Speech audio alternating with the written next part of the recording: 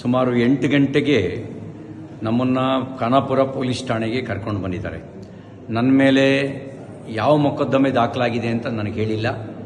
ನಾನು ಕೊಟ್ಟ ದೂರನ್ನು ಗಂಟೆಗಟ್ಟಲೆಯಿಂದ ಸ್ವೀಕಾರ ಮಾಡ್ದಲೇ ನಾನು 0 FIR ಹಾಕಿ ಅಂತ ಹೇಳ್ತಾ ಇದ್ದೀನಿ. ನಾನು ಕೊಟ್ಟ ದೂರನ್ನು ದಾಖಲಿಸ್ತಾ ಇಲ್ಲ. ಈಗ ಇಲ್ಲಿಂದ ಇನ್ನೆಲ್ಲಿಗೋ ಕರ್ಕೊಂಡು ಹೋಗುವಂಥ ಸಂಚು ನಡೆಸ್ತಾ ಇದ್ದಾರೆ. ಎಲ್ಲಿಗೆ ಕರ್ಕೊಂಡು ಹೋಗ್ತಾ ಇದ್ದಾರೆ ಅಂತ ಗೊತ್ತಿಲ್ಲ. ನನ್ನ ಜೀವಕ್ಕೆ ಅಪಾಯ ಇದೆ.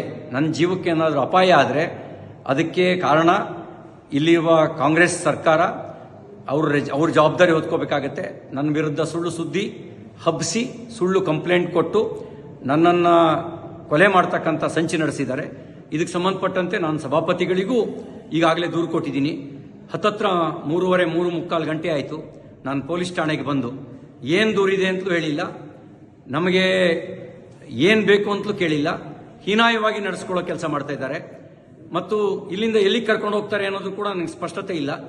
ನನ್ನ ಜೀವಕ್ಕೆ ಏನಾದರೂ ತೊಂದರೆ ಆದರೆ ಅದಕ್ಕೆ ಪೊಲೀಸರು ಮತ್ತು ಇಲ್ಲಿಯ ಸರ್ಕಾರ, ವಿಶೇಷವಾಗಿ ಲಕ್ಷ್ಮೀ ಹೆಬ್ಬಾಳ್ಕರ್, DK ಶಿವಕುಮಾರ್ ಅವ್ರ ತಂಡವೇ ಇದಕ್ಕೆ ಕಾರಣ ಆಗುತ್ತೆ ಅನ್ನೋದನ್ನು ಈ ಮೂಲಕ ನಾನು ತಿಳಿಸೋದಕ್ಕೆ ಬಯಸ್ತಾ ಇದ್ದೀನಿ. ಎಲ್ಲವೂ ನಿಗೂಢವಾಗಿದೆ. ಯಾವುದೋ ಕ್ರಿಮಿನಲ್ಗಳನ್ನು ನಡೆಸ್ಕೊಳ್ಳೋ ರೀತಿಯಲ್ಲಿ ನಡೆಸ್ಕೊಳ್ತಾ ಇದ್ದಾರೆ. ಅವರು ನಡೆಸ್ಕೊಳ್ತಿರೋ ರೀತಿ ಅನುಮಾನ ಹುಟ್ಟಿಸ್ತಾ ಇದೆ. ಪ್ರತಿಯೊಂದು ನಡೆಯೂ ಕೂಡ ಅನುಮಾನಾಸ್ಪದವಾಗಿದೆ ಅವರು ನಡ್ಕೊಳ್ತಿರ್ತಕ್ಕಂಥ ರೀತಿ.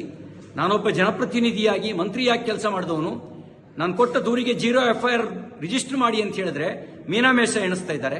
ಇದೆಲ್ಲವೂ ಅವರು ತುರ್ತು ಪರಿಸ್ಥಿತಿಯ ಕಾಲಘಟ್ಟದಲ್ಲಿ ನಡ್ಕೊಳ್ಳೋ ರೀತಿಯಲ್ಲಿ ನಡ್ಕೊಳ್ತಾ ಇದ್ದಾರೆ. ಜೈ ಹಿಂದ್.